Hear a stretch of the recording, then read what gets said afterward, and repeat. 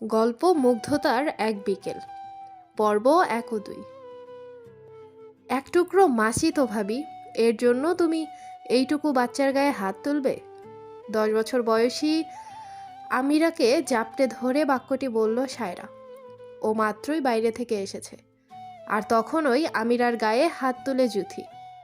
মা হারানো আমিরা তখনও কেঁদে চলেছে। দুধে ভাতে বড় হওয়া তার ভাগ্য যে এমন হবে সেটা কেউ কি কখনো জেনেছিল? জুথি সায়রার বাক্যের বিপরীতে জ্বলন্ত সুরে বলল, এভাবে আদরে আদরে স্বভাব নষ্ট করেছিস সায়রা, আর যথেষ্ট বড়। এই না কিছুই বুঝে না। ভাবি ঠিক আছে, আর কিছু বলা লাগবে না। এক টুকরো মাছই তো চেয়েছে, আমার ভাগেরটা দিতে। জুথি মুখ বাঁকিয়ে রইল। সায়রা নিজের মাছের টুকরাটা দিতেই আমিরা বলে উঠল, আমি মাছ খাবো না মিমি। কথাটি বলেই চোখের জল নিয়ে চলে গেল আমিরা। জুথি ভেঙচি কেটে কাজ করতে লাগলো। এদিকে সায়রার বুকের পাঁজর ভেঙে আসার উপক্রম। বোনের মেয়েটিকে অসম্ভব ভালোবাসে সে। আমিরা ছাদের এক কোণে বসে আছে। সে কাঁদছে, প্রচণ্ড যন্ত্রণা হচ্ছে ওর। এক টুকরো মাছের জন্য মামি তাকে আঘাত করেছে। সে এখনো এমন জীবন আশা করেনি। ছোট সে অভিমানী খুব, সায়রা জানে সেটা, তাই ওর পাশে এসে চুপ করে বসেছে। দুজনেই চুপ, কেউ কোনো কথা বলছে না। এমন নয় আমিরা সায়রার উপস্থিতি বুঝেনি, সে বুঝেছে, তবে কথা বলেছে না। অনেক সময় পর আমিরার চোখের জল ফুরালো। সায়রা ওর গা ঘেঁষে বলল, এখনো কষ্ট হচ্ছে? আমিরা দুই দিকে মাথা কাত করে বোঝালো, কষ্ট হচ্ছে না। সায়রা ওর বাহু টেনে বলল, কি হয়েছিল আমাকে বলতি? আমি তো মানা করতাম না, ভাবিকে কেন বলেছিস? আমিরা চুপ। সায়রা তার আদুরে হাতে মেয়েটির চোখ মুছে দিচ্ছে। মামি আমাকে মাছের সব থেকে ছোট পিস দিয়েছে, অনেক বেশি কাটা। আমি বদলে দিতে বলেছিলাম, তাই মেরেছে। সায়রার বুকটা ভারী হয়ে গেল। আমিরার মাথাটা বুকে টেনে নিয়ে বলল, কষ্ট পাসটা শোনা, মিমি সব কষ্ট দূর করে দিবে। আমিরা বিড়াল ছানার মতো চুপ করে থাকে। সায়রার এত খারাপ লাগছে। এক টুকরো মাছের জন্য নাকি মেয়েটি মার খেয়েছে, এটা ওর জন্য খুবই যন্ত্রণাদায়ক। আমিরা ঘুমিয়ে আছে। ওর পাশেই বসে আছে সায়রা। পড়াশোনা করছে সে, মাঝে মাঝে ফোন চেক করছে। না, কোনো মেসেজ আসেনি। ও একটু হতাশ হলো। সাইদের সাথে তার 6 বছরের সম্পর্ক, সেই স্কুল থেকে। অথচ আজকাল দুজনের বোঝাপড়াটা একেবারেই হচ্ছে না। কেমন একটা দূরত্ব সৃষ্টি হয়েছে। আগের মতন কথা হয় না, দেখা হয় না। কি এক আশ্চর্য শক্তি যেন ওদেরকে নিষ্ক্রিয় করে যাচ্ছে। সায়রার মন খারাপ হচ্ছে। ও মেসেজ লিখল, কি করছো? চট করেই উত্তর এলো না। কিছু সময় অপেক্ষা করে পড়ায় মন দিল। মেসেজের রিপ্লাই আসলো 30 মিনিট পর, অফিস থেকে ফিরছি, তুমি? আমি পড়ছি। ও তারপর দুজনেই চুপ। সাইদ মেসেজ সিন করেছে। সায়রা একটা দীর্ঘশ্বাস ফেলল। বেশ কিছুটা সময় যাওয়ার পর সাইদের রিপ্লাই এলো, ফ্রি কখন আছো? আজ সন্ধ্যায় দেখা করতে পারবে? পারবো। ঠিক আছে। ওই অবধি কথা হলো ওদের। এখন কিছুটা ভালো লাগছে সায়রার। ও দ্রুত পড়া শেষ করে বারান্দায় গেল। গাছগুলো নেতিয়ে পড়েছে, সেগুলোই পানি ছিটিয়ে এলো রান্নাঘরে। সন্ধ্যার নাস্তাটা সে বানায়। যেহেতু আজ বের হবে, তাই বিকেলের বেলাতেই তৈরি করে নিচ্ছে সব। ওর নাস্তা বানানো শেষ হতে হতে প্রায় সন্ধ্যা হয়ে এলো। ও দ্রুত আলাদা বাটিতে কিছু ভাজা নিয়ে আমিরার জন্য রাখলো। ছাদ থেকে ভেজা কাপড় এনে সেগুলো মেলে দিল। সব কাজ শেষ হতে হতে কিছুটা লেট হয়ে গেল। আমিরার ঘুম ভেঙেছে। ও দেখলো মিমি তৈরি হচ্ছে। ও চোখ কষলে বলল, মিমি কোথায় যাও? একটু বাইরে বের হচ্ছি রে, তোর জন্য ভাজা এনে রেখেছি, খেয়ে নিস কেমন? ঠিক আছে। বাইরে তো যাচ্ছি, কিছু খাবি? না। আচ্ছা আমি গেলাম রে, দ্রুতই আসবো। আচ্ছা। ব্যস্ত পায়ে বের হলো সায়রা। জুথি পেছন থেকে ডেকে উঠল, এই সায়রা বের হচ্ছিস? হ্যাঁ ভাবি, লেট হয়ে গেল। এই লিস্টটা নিয়ে যা, আসার সময় নিয়ে আসিস। ঠিক আছে। লিস্ট হাতে নিয়ে রীতিমতো ছুটতে লাগলো সায়রা। আমিরা জানালা দিয়ে তাকিয়ে রইল। সে এইটুকু বয়সে নিজের সবটুকু হারিয়ে বসেছে। যদি মিমি না থাকতো তবে কোথায় জায়গা হতো তার। রিক্সা ভাড়া মিটিয়ে দ্রুত পথ চলতে শুরু করলো সায়রা। আসলেই লেট হয়ে গেল। মাঝে কত জ্যাম ঠেলে আসতে হয়েছে তাকে। সাঈদ এতদিন পর দেখা করতে চেয়েছে, অথচ সে কিনা লেট করে ফেলল। ও একটু অনুশোচনায় ভুগছে, তবে কিছু করার ছিল না অবশ্য। সব কাজ না শেষ করে কেমন করে আসবে। সাঈদ আর সায়রা বরাবরই একটি নির্দিষ্ট ক্যাফেতে আড্ডা দেয়, সেটা হচ্ছে অনেক মাস ধরে। সেই ক্যাফেতেই এলো সায়রা। সাঈদ আগে থেকেই বসেছিল। সায়রা বসতে বসতে বলল, সরি, লেট হয়ে গেল। It's okay. ওয়েটারকে কফি আনতে বলে সাঈদ সায়রার দিকে তাকালো। সায়রা আর সাঈদের প্রেমটা খুবই সাদামাটা। সায়রাকে প্রথম দেখেছিল মেলাতে, তারপর মেয়েটির খোঁজ খবর নিয়েছিল। ক্লাস 10-এর একটি বাচ্চা মেয়ে। এইদিকে সাঈদ তখন ভার্সিটির তৃতীয় বর্ষে পড়ছে। দুজনের বয়সের একটা গ্যাপ আছে, মন মেজাজের মিল নাও হতে পারে। এই ভেবে ভেবে সাঈদের দিন কাটছিল না, তবে সায়রাও মাথা থেকে যাচ্ছিল না। মেয়েটিকে যখন মনের অনুভূতি জানালো তখন কি যে একটা অবস্থা। সায়রা তো রেগে মেগে আগুন, তবে 2 দিন পরই জবাবটি এসেছিল। সায়রা নিজের জীবনের প্রথম প্রেমটি বেছে নিয়েছিল। সেই অতীত, সেই সায়রা, সবটা একবার স্মরণ করলো সাঈদ। আজ তার বয়স 28-এ ঠেকেছে, সায়রার বয়স 22। দুজনেই বিয়ের বয়সে এসেছে। প্রেমের বয়সও হলো 6। সব মিলিয়ে বলা যায় সুন্দর একটি সময়। সায়রা কফি কাপে চুমুক দিয়ে বলল, আজকাল বেশ ব্যস্ত থাকো।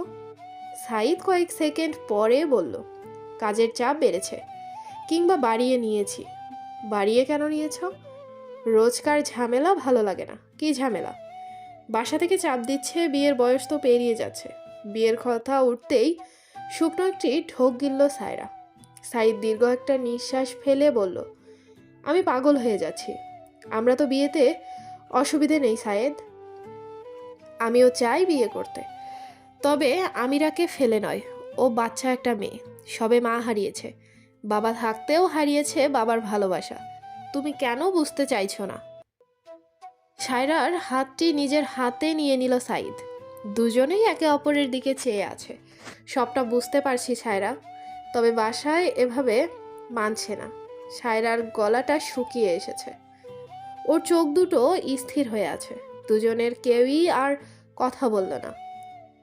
সাঈদ লম্বা একটি শ্বাস ফেলে বলল, এবার সত্যি আমার হাতে কিছু নেই সায়রা। আমি তোমায় ভালোবাসি, কেন বুঝতে চাইছো না? সায়রার কান্না পেল, তবে ও কাঁদল না, বরং কঠিন সুরে বলল, আমি চাইলে বিয়ে করে নিতে পারো সায়েদ। আমিরা আমার প্রাণের চেয়েও প্রিয়, ওকে রেখে আমি কোথাও যেতে পারবো না। সাঈদের দৃষ্টিতে অসহায়তার ছাপ।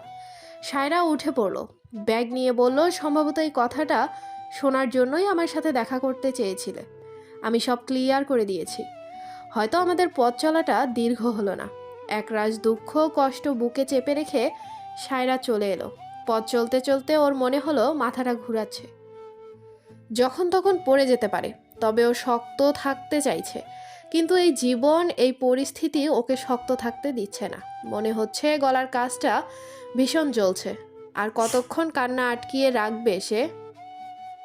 কান্না গিলে বাজার করছে সায়রা।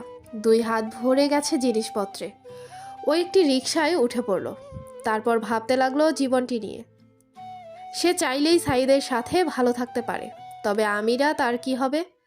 জুথি তো মেয়েটিকে 2 চোখে সহ্য করতে পারছে না। এদিকে আমিরার বাবা মেয়েটিকে লালন করতে চায় না। সব মিলিয়ে আমিরা যেন সাগরে ভাসছে, যার কোনো কূল নেই। যদি সায়রা ওকে ভরসা না দেয় তবে আমিরার পক্ষে বেঁচে থাকা কঠিন হবে। নানান রকমের সমস্যা তো আছেই। তাছাড়া আমিরাকে ভীষণ ভালোবাসে ও, বলা চলে নিজের সন্তানের মতো মনে করে। সাঈদ কি চাইলেই পারে না বাসায় একটু জোর দিতে? সে কি সত্যিই অতটা অসহায়, নাকি সবটা একটা ভ্রম? ওদের দুজনের সম্পর্কের টানাপোড়েন তো অনেক দিনের। বাসায় জানানোর পর থেকেই তো নানান সমস্যা হচ্ছিল। আমিরা কি কেবল একটা ইস্যু মাত্র? ও আর ভাবতে পারল না। মাথায় যন্ত্রণা হচ্ছে। চোখ বন্ধ করতেই ভেসে উঠল আমিরার মুখটা। মেয়েটির মাঝে নিজের বোনকে দেখতে পায়ও। সায়রা ভেবে নিয়েছে কিছুতেই বোনের মেয়েটিকে এভাবে সাগরে ফেলে দিতে পারে না। নিজের সবটুকু দিয়ে হলেও আমিরাকে আগলে রাখতে হবে। সায়রা চোখ মুখ মুছে নিল। বারবার কান্না আসছে তার। খাবারগুলো আগের মতোই পড়ে আছে। আমিরা জানালা দিয়ে বাইরে তাকিয়ে। 1 মাসও হয়নি মাকে হারিয়েছে সে। সায়রা এসে যখন এই অবস্থা দেখলো তখন ভ্রু কুঞ্চিত করে রইল। আমিরা, খাবার খাসনি কেন? আমিরা জবাব দিচ্ছে না। ও কোথাও হারিয়ে গেছে। সায়রা ওর পাশে এসে বসলো। এই আমিরা। ঘোর কাটতেই ফিরে চাইল আমিরা। তার চোখ দুটো প্রাণহীন। বুকের ভেতর দহন অনুভব করলো সায়রা। মাথায় হাত বুলিয়ে বলল, কি হয়েছে? আমিরা জবাব দিচ্ছে না। ওর মাথাটা নত করা। সায়রা যেন মন পড়ার চেষ্টা করছে। কিছু সময় পর বলল, মন খারাপ করে থাকলে আসলে কি কোনো লাভ হবে? আমিরা মাথা দুলালো। সত্যি তো, মন খারাপ করে কেউ কখনো লাভ করতে পারেনি। সায়রা মেয়েটিকে কাছে টেনে দিল। আদুরে স্পর্শে বলল, কি তখনকার বিষয়গুলো এখনো ধরে আছিস? আমিরা এবারও চুপ। সায়রা একটা হতাশার শ্বাস ফেলল। কি? এবার আমিরার 2 চোখ ভেঙে কান্না এলো। সায়রাকে জাপটে ধরে কান্নায় ভেঙে পড়ল। সায়রা বিস্মিত। ও বুঝতে পারছে না কেন কান্না করছে মেয়েটি। অনেকটা সময় পর কান্না থামলো আমিরার। সায়রা ওর মুখটা হাতে তুলে বলল, কাঁদছিস কেন? মামি স্কুলে ভর্তি হতে দিবে না। সায়রার ভ্রু কুঞ্চিত হলো। কিছুদিন আগেই তো ঠিক হলো আমিরা স্কুলে ভর্তি হবে, তবে এখন কেন সিদ্ধান্ত বদল করলো? রাতের খাবারের আগে সায়রা কথাটা বলল, আমিরাকে স্কুলে ভর্তি কবে করাচ্ছ? বোনের কথায় দিক হারিয়ে ফেললো মারুফ। দ্বিধা খেলা করছে চোখে মুখে। সায়রা এবার জোর খাটিয়ে বলল, কি হলো ভাইয়া, কথা কেন বলছো না? স্কুলের প্রিন্সিপালের সাথে যোগাযোগ করেছো? কি বলেছে? মারুফ কি বলবে বুঝতে পারছে না। জুথি এবার মুখ খুলল। কিভাবে পড়াবে? খরচ কত দেখেছিস? মাসে মাসে 3000 টাকা বেতন দিতে হবে। কোচিং খরচ, টিফিন খরচ, যাওয়া আসার খরচ, এত সব কিভাবে সামলাবে? সায়রার মুখশ্রী শুকিয়ে এলো। ও ভাইয়ের দিকে চেয়ে রইল। মারুফ নিরুত্তর। অর্থাৎ এ ব্যাপারে তার কোনো মতামত নেই। তবু যেন অনেক কষ্টে স্ত্রীর মতামত না নিয়েই বাক্যটি উচ্চারণ করলো, আমিরাকে আশেপাশের কোনো স্কুলে ভর্তি করিয়ে দিব। এতে টিফিন আর যাওয়া আসার খরচও লাগবে না, বেতনও কম। সায়রার গলাটা ধরে এলো। আমিরা আরও বেশি দামি স্কুলে পড়ে এসেছে, আর এখন কিনা সাধারণ নামে মাত্র একটি স্কুলে ভর্তি হবে। আমিরার চোখে ঘুম নেই। ও নিরলসভাবে তাকিয়ে আছে। মাথার ওপর ঘুরছে ফ্যান, গোল গোল করে। কত সুন্দর সে দৃশ্য, অথচ মানুষের এই গোলাকার জীবনটা ভীষণ অসুন্দর। ছোট মেয়েটিকে দেখে সায়রার হৃদয় কম্পিত হয়।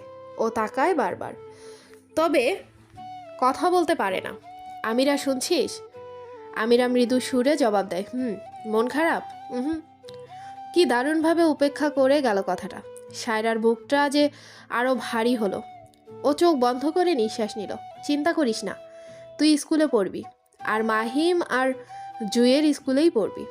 আমিরা যেন লাফিয়ে উঠল। সায়রাকে জড়িয়ে ধরে বলল, সত্যি মিমি? মেয়েটির মুখে চুল লেপ্টে আছে।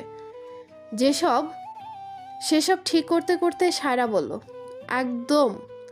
আমি কালই যাব কথা বলতে। পরের দিন সকালেই বেরিয়ে পড়ল সায়রা। সে বড় মেধাবী।